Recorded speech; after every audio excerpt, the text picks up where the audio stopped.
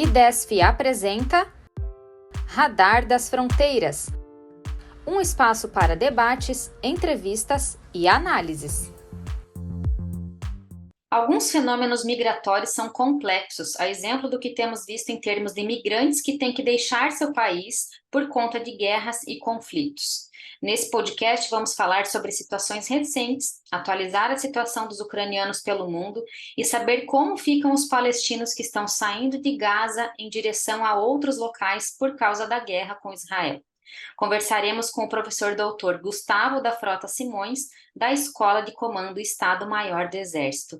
Gustavo, obrigada pela participação aqui no podcast. Vamos começar falando sobre os palestinos, né? Onde é que essas pessoas estão buscando abrigo? Qual tem sido o fluxo migratório delas? Bom, em primeiro lugar, obrigado pelo convite, Heloísa. Obrigado ao pessoal do IDESF. É uma satisfação participar mais uma vez aqui do podcast com vocês. Com relação aos refugiados palestinos, a gente tem que entender que o conflito, né, iniciado agora em 7 de outubro de 2023, ele teve como principal característica o cercamento da Palestina como um todo, né? A única possibilidade de saída das pessoas que se encontram no território palestino tem sido pela saída pelo Egito, né? Então, nesse momento, o que a gente tem em termos de fluxos migratórios dos palestinos seria possibilitado pela saída do Egito. O que acontece, né?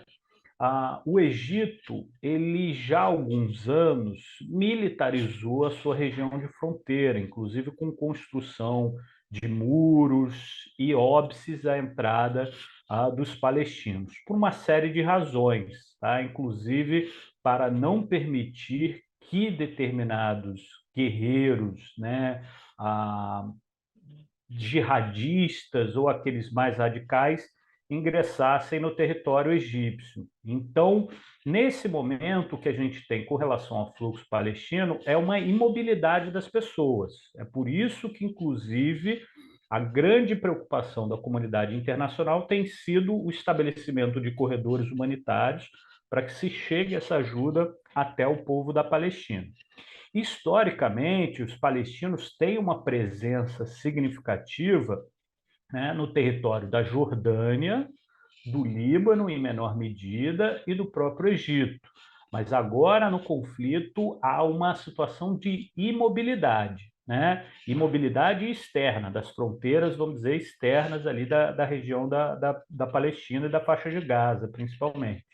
O que tem se feito, em comum acordo com as tropas israelenses, é a movimentação das pessoas para áreas que não estão sendo diretamente bombardeadas. Então, as próprias forças armadas israelenses têm feito, né, vamos dizer, comunicações para que a população civil migre da região, principalmente ali do sul, né, para o norte, onde esses conflitos estão em menor medida, tá? Mas o que a gente verifica no momento atualmente é justamente essa questão da imobilidade dos palestinos, muito por conta das dificuldades impostas e, vamos dizer, com os motivos, né, por parte do governo egípcio, sem sombra de dúvida. Ok. E nós já temos um número de pessoas que deixaram, né, que conseguiram deixar a região? Não, assim, a verdade é como eu disse, né? Você tem a imobilidade justamente por conta dessa falta de mobilização e de permissão que se tem da comunidade palestina a partir de outubro, né? O que se estima é que na faixa de Gaza, hoje tem cerca de 2 milhões de pessoas, né? Ou seja, uma população de 2 milhões de pessoas, e palestinos, de uma maneira geral, você tem em torno de 6 milhões, tá? Então, em termos de mobilidade, você tem uma população palestina significativa naqueles países que eu já citei: Egito, principalmente Jordânia, né? Próprio Israel, você tem comunidade palestina, e, e também na região do Líbano, né? Então, essa comunidade palestina, que já historicamente é uma comunidade que o deslocamento faz parte da história, né? Inclusive, uma das argumentações vamos dizer, que os egípcios estão impedindo a entrada desses palestinos no seu território, é que os palestinos eles já foram deslocados de uma forma maciça com a criação do Estado de Israel, né? Então, o que que aconteceu? Em 1948, com a criação do Estado de Israel, para os palestinos, aquilo foi uma grande tragédia, né? Inclusive, vamos dizer, elencada ou assim conhecida como a Nakba, né? Que é uma tragédia. A Nakba foi um grande deslocamento forçado de pessoas que tiveram que sair do que hoje é o território de Israel, justamente para países, né, fronteiriços, ali como o Egito, como a Jordânia, como o Líbano, né, e como a própria região da faixa de Gaza.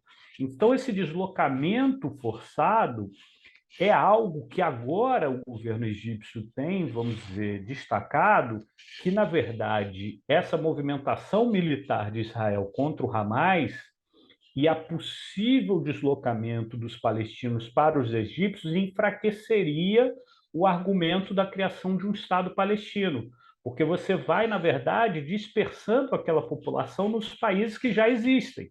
E aí isso futuramente poderia criar um problema muito grande para os egípcios, como, por exemplo, até uma própria reivindicação de um Estado palestino dentro do território egípcio. Né? Num futuro, se você começa a ter uma população significativa de palestinos ali, isso pode criar em algum momento uma reivindicação territorial. Então é algo que está muito complicado e é, como eu disse, uma situação de imobilidade mesmo. Você não está tendo grandes deslocamentos porque isso faz parte do próprio histórico, né, e da tragédia desse conflito que já dura aí mais de 70 anos, né, desde a criação do Estado de Israel e, sobretudo, com a adoção criada ali pela ONU e pelas potências na época, né? Ok, Gustavo, até vamos pensar em possibilidades aqui, né? O Brasil, ele tem uma comunidade robusta de palestinos, né? Esses palestinos que estão indo para outras regiões que não são necessariamente da maior zona de conflito, no meio acadêmico, enfim, ou discute-se no cenário internacional se, num segundo momento, quando as coisas estiverem talvez mais calmas, etc., se há possibilidade desses palestinos virem para o Brasil, como é que o governo brasileiro se posicionaria caso isso acontecesse, enfim. Porque no caso dos ucranianos, por exemplo, né, que também viveram uma zona de conflito, a gente teve um movimento de ucranianos para o Brasil justamente por essa questão de familiaridade, né? Eles já tinham muitos contatos aqui no país, familiares, etc., uma colônia grande aqui no Paraná, por exemplo. Então, a intenção é saber se há possibilidade de um movimento parecido acontecer com os palestinos. Perfeito, Luísa. Vamos lá. Em primeiro lugar, né, é sempre possível o que a gente chama, na questão dos refugiados, de reassentamento, né? Ou seja, o imigrante e o refugiado, o solicitante de refúgio, ele busca um primeiro país de acolhimento, ele é assentado nesse país, mas justamente por conta de uma pressão nos serviços, por conta da grande quantidade de pessoas, aquele país que está recebendo, que é o primeiro país de acolhimento, ele começa a fazer acordos com outros países, para que aquele imigrante, aquele refugiado, possa ser reassentado em outros lugares. Então, a partir desses acordos de reassentamento, é possível que alguns desses palestinos venham a vir para o Brasil, né? Além disso, como você colocou, é muito conhecido academicamente, né? As migrações internacionais têm uma influência muito grande por conta das redes sociais, né? Então, as redes sociais formam redes migratórias. Então, o indivíduo ele vai migrar para onde ele tem conhecimento, para onde ele já tem família, para onde ele tem conhecidos, para quem possa recebê-los e para quem, de alguma maneira, consiga fornecer informações que diminua esse custo da jornada migratória, que é muito custosa, principalmente naqueles migrantes forçados. Então, o estabelecimento de redes sociais é muito possível, né, também que gere, vamos dizer, uma migração aqui para o Brasil.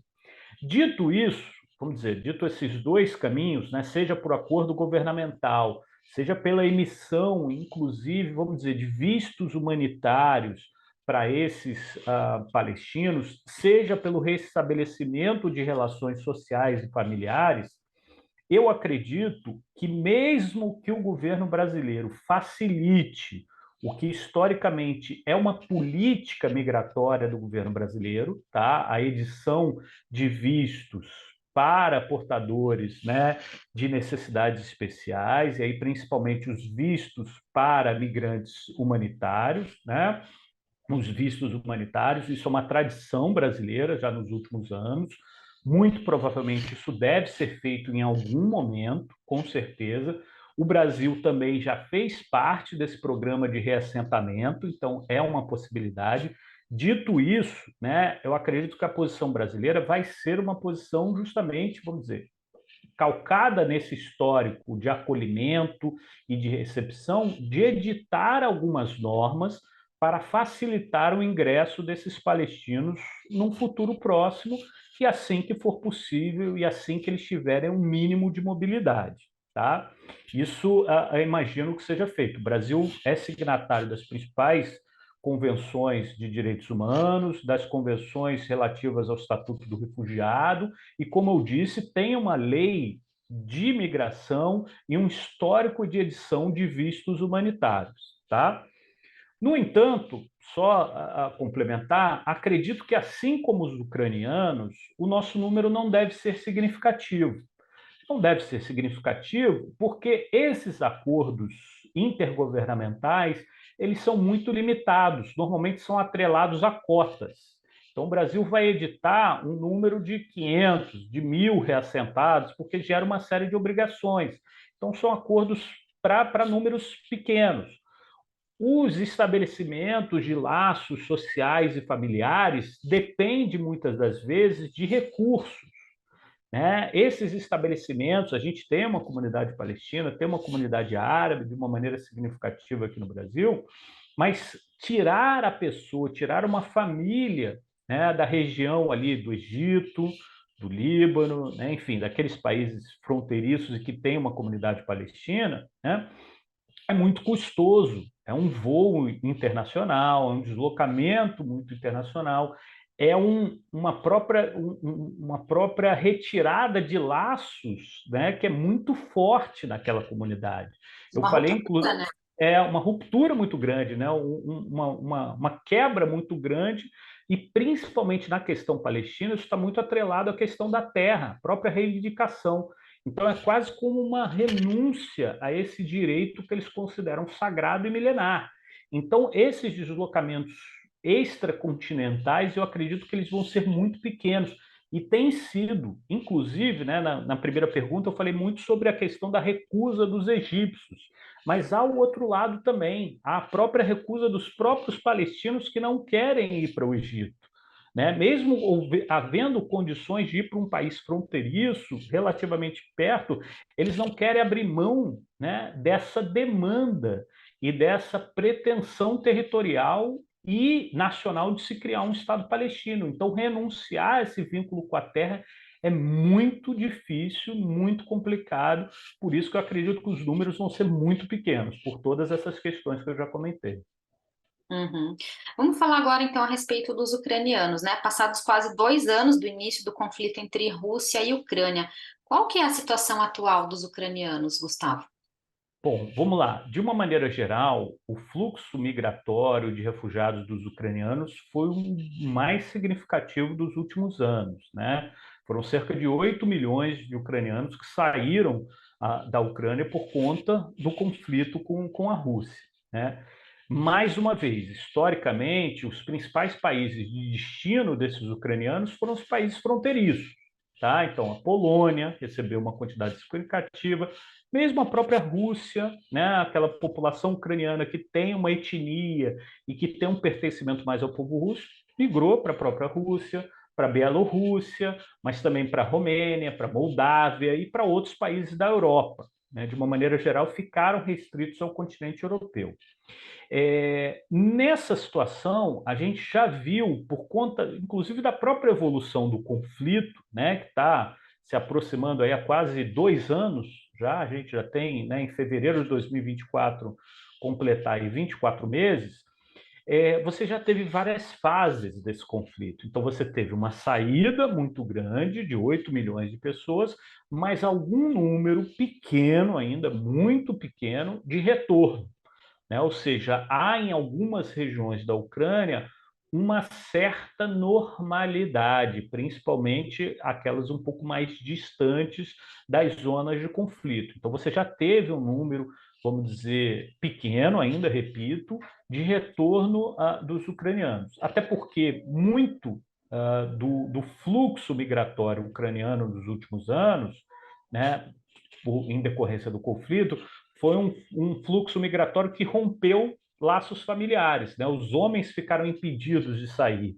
porque estavam sendo convocados, né? Homens adultos, né? Até uma determinada idade, porque estavam sendo convocados. Então, quem saiu, quem migrou, foram as mulheres, foram as crianças, foram os idosos. Então, o rompimento desses laços familiares ele ocorreu em boa parte do deslocamento dos ucranianos.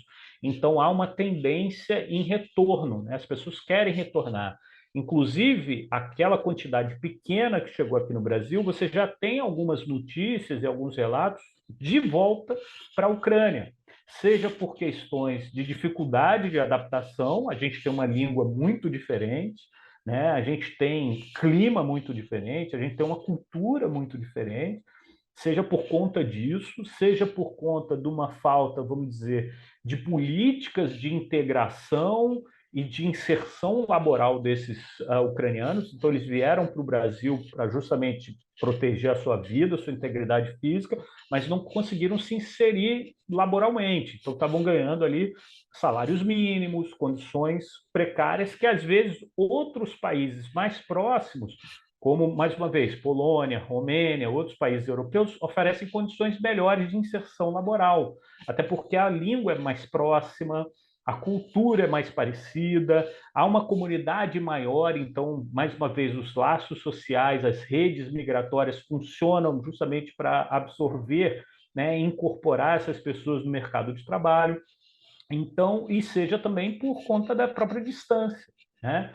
A gente teve casos aqui no Brasil de ucranianos que estavam passando as férias, o conflito eclodiu, eles ficaram, mas depois é naturalmente, né, vamos dizer, o retorno à região, ou pelo menos a proximidade com alguns familiares que continuam, em sua grande maioria, na Europa, isso é natural. Então a gente já vê um retorno, vamos dizer, em pouca medida, em não grandes números, mas para países da região, como eu disse, que tem uma comunidade ucraniana mais significativa que aqui no Brasil. Ok, Gustavo, obrigada pelos esclarecimentos, atualizações e reflexões, né, a respeito dessas situações. E a gente fica sempre, né, na torcida para que esses conflitos se resolvam o quanto antes. Obrigada mais uma vez pela participação, Gustavo. Obrigado, foi um prazer, uma satisfação enorme estar aqui mais uma vez com o pessoal do IDESF. IDESF apresentou Radar das Fronteiras. Veja mais conteúdos nas nossas mídias sociais. Estamos no YouTube, Instagram, LinkedIn e Facebook. Nos vemos lá!